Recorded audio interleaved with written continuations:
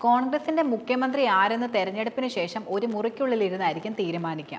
നിരവധി യോഗ്യരായ നേതാക്കൾ നമുക്കിടയിൽ നിലനിൽക്കുന്നുണ്ട്. മുഖ്യമന്ത്രി ആരെന്ന് നേരത്തെ തീരുമാനിക്കാൻ ഒരിക്കലും കഴിയില്ല. അതൊക്കെ ശരിക്കും അധികാരം ലഭിച്ച ശേഷം മാത്രം ആലോചിക്കേണ്ട ഒരു കാര്യമാണ്. ഞാനാണ് മുഖ്യമന്ത്രി എന്ന് പറഞ്ഞ് ആരും ജനങ്ങളിൽ ആശയക്കുഴപ്പം ഒരിക്കലും ഉണ്ടാക്കരുത്. മാധ്യമങ്ങൾക്ക് ദുർവ്യാഖ്യാനം ചെയ്യാനേ അത് ഉപകരിക്കൂ എന്നും രാഹുൽ ഗാന്ധി പറയുകയുണ്ടായി.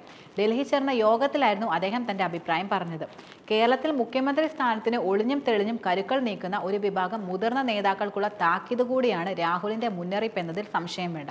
അതേസമയം തന്നെ യോഗത്തിൽ സംസാരിച്ച കോൺഗ്രസ് പ്രസിഡന്റ് മല്ലികാർജ്ജുൻ ഖാർഗെ പ്രസംഗത്തിൽ തിരുവനന്തപുരം എം പി ശശി തരൂരിനോടുള്ള അനിഷ്ടം ഒട്ടും മറച്ചുവെച്ചുമില്ല.